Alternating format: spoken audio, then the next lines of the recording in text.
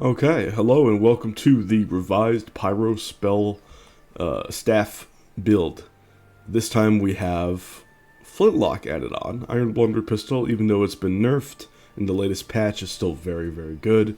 We're combining the usual Pyro spell sword, Pyro staff shenanigans. I always want to say Pyro spell sword because of Dark Souls 3, but here we are in the Bloodline. Usual stuff. Mini Meteor is going to be just absolutely constant demolition thing. AoE with 200 damage is just incredible. We have Volcanic Trap here. Very good. You can just target this right on enemies and they'll explode. Not only is it just really good damage up front and with igniting DOT, but the enemies just get sent flying and have a lot of damage from impact with the ground or what have you. Right now, this number 3, I don't really have access to Solar Flare yet, or Solar whatever it's called for Pyro. That's very, very strong. Solar Blast, that's ridiculous. 500 AoE. You always want to do Mini Meteorite, have enemies under some sort of control, and then you want to do that. Right now, instead, I've gone over to this one of these extra skill point shrines. I have one here in Squall's End. There's also one in the Mines of Molandir that you can go get. I just needed that one so I can get Fear. This one is a get off me spell that you can use on like any build if you want enemies away from you. It's really good so that I can go back to my staff. I have the Winter's Whisper here. This is only temporarily something that you can get, but you can just go over to the whatever it's called. I forget exactly what the place is called. The snow area. Collect 15 cookies, go all the way to the Christmas present at the rightmost one, and then you can get the Winter's Whisper. It's got the most mana regen right here. What is it called? Whitebrook Haven, that's it. So, it's got the most mana regen of any staff. It's just really, really solid. Its special ability, even though it has a cooldown, it's healing, which is really nice too. And this build is just so complete. Like, Let's go over to Elder Len so that I can show you all the rest of it.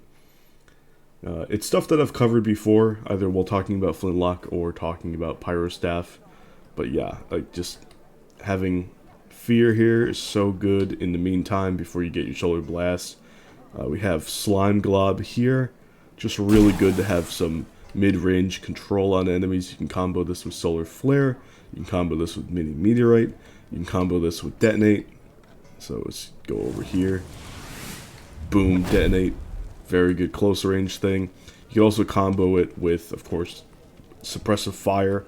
Just phenomenal. Just spray and spray. Absolutely just keep fire without having to realize for quite a while. Nasty, nasty work. You can also combo that with Flame Winds, which is really cool. Just set up Flame Winds and just have it keep going here. I'm going to leave Elder Glen before that impacts anybody. But Flame Winds is really nice. Just controls the enemies, sends them up into the air. They take impact damage on the ground, and they can't really do anything while they're in the air. So you're free to hit them with basically anything you want, which is incredible. It's just so, so nice. But yeah, Fear at the moment, just to have that versatility. Staff-wise, when we're getting more towards like our closer range stuff, we have Thunder Staff, just 250 damage into close mid range. Of course, I already talked about Detonate and Flame Winds, but we also have here as just Getaway button. So we have Burning Trail, whee, and we're gone. We're leaving a little igniting thing here. For mounts, we have Broomstick. Best mount, it's flying. Get out of jail free card. I mean, this is just ridiculous. You can drop Mini Meteorites, or not really Thunderstaff, but Mini Meteorites you can just drop for free on enemies and absolutely cheese everything and anything. I mean, check it out. Bye. You know, very, very smooth gear. Grapple. Just keep it grapple. There's a bunch of grapple mounts that are available to you, and then one of them has been unbugged. Oh, we've got a dude here. Anyway, one of the grapple mounts have been unbugged, so fixed. We have the Mana Crystal. you have plenty of mana regen. Not only do you have mana regen from the Winter's Whisper or any staff, we also have the Azure Amulet from Kenmore. Her quest, the merchant, is bugged right now, so you can basically do her quest, and then even if you don't have the sapphires, she'll be like, thank you for the sapphires. You'll get a Crimson Amulet, you can sell the Crimson Amulet, and effectively get the Azure Amulet for free. It's 1250 gold, which isn't too much anyway. You can just go loot a bunch of places at Brittlebean and then just sell them and get your Azure Amulet.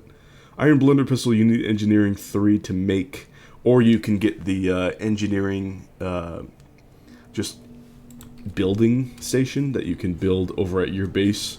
I recommend getting the Engineering 3 because you'll need to get to Engineering 4 to have Spring Heel Boots, which are really, really good for maneuverability. It's just incredible jumping. Not only is it incredible jumping, but you don't have to jump as much to level it up anymore. You can just focus on running, which is, well, just makes your run stamina very, very efficient, which means you can just focus on everything else. Yeah, just phenomenal. Number 5 here, we have Horn of Brittlebean. This is probably the best skill in the game. Just 1 minute cooldown for all these dudes. We're coolin'. I'm not sure if necromancy abilities, the necromancy proficiency passives, if they buff these guys. I'm not quite sure if they're considered summons or not. Either way, they're going to be fantastic. They're just going to take control over everything, and they don't really care if a meteors drop nearby, or if there's a volcanic trap, or if I'm yelling. They don't care at all. They're going to absolutely dominate the area. They also don't care if I drop a slime glob. They are going full speed. They do not care at all. And so they are just phenomenal body blocking, chip damage, absolute units of support that you can just get back. Look, 10 seconds left. Amazing. So good. And yeah, it costs no mana to summon them up either. It's so phenomenal. Oh, just fantastic. You always want the horn on. Now, Caps Lock, I have a couple of things here. I have on Caps Lock number 1, Tree of Respite.